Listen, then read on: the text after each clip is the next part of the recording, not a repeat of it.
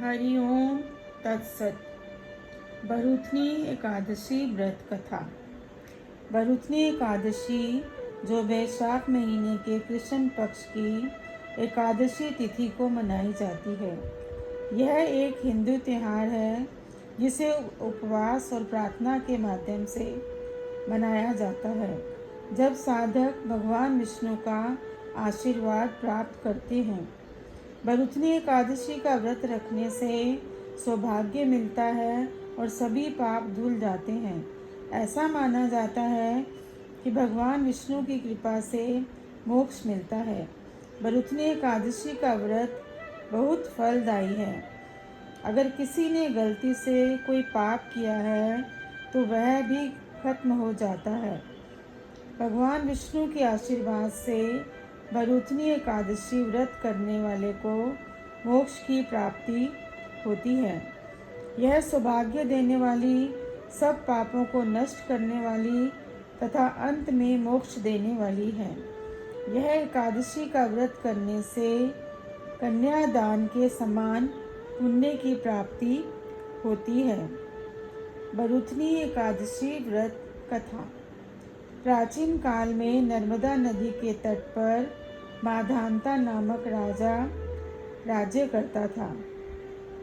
वह अत्यंत ज्ञानशील तथा तपस्वी था। एक दिन जब वह जंगल में तपस्या कर रहा था, तभी ना जाने कहाँ से एक जंगली भालू आया और राजा के पैर को चबाने लगा। राजा पूर्ववत अपनी तपस्या में लीन रहा। कुछ देर बाद पैर चबाते चबाते भालू राजा को घसीट कर पास के जंगल में ले गया। राजा बहुत घबराया, मगर तापस धर्म अनुकूल उसने क्रोध और हिंसा ना करके भगवान विष्णु से प्रार्थना की। करुण भाव से भगवान विष्णु को पुकारा। उनकी पुकार सुनकर भगवान श्री हरि विष्णु प्रकट हुए और उन्होंने अपने चक्र से भालू को मार दिया। राजा का पैर भालू पहले ही खा चुका था। इससे राजा बहुत ही दुखी हुआ।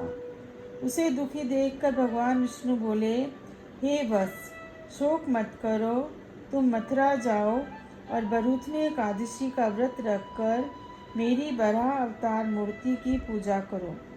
उसके प्रभाव से पुनः सुदृढ़ अंगों वाले हो जाओगे। इस भालू ने तुम्हें जो काटा है, यह तुम्हारे पूर्व जन्म का अपराध था। भगवान की आज्ञा मानकर राजा माधांता ने मथुरा जाकर श्रद्धापूर्वक भरुथनी एकादशी का व्रत किया। इसके प्रभाव से राजा शीघ्र ही पुनः सुंदर और संपूर्ण अंगों वाला हो गया। इसी एकादशी के प्रभाव से राजा माधांता स्वर्ग गया था। जो भी व्यक्ति भय से पीड़ित है, उसे भरुथनी एकादशी का व्रत रखकर भगवान विष्णु का स्मरण करना चाहिए। इस व्रत को करने से समस्त पापों का नाश होकर मोक्ष मिलता है। भरुथनी एकादशी व्रत कथा समाप्त। भगवान श्री विष्णु जी की कृपा आप सब पर सदैव बनी रहे। ओम नमो भगवते वासुदेवाय। जय श्री हरि जी।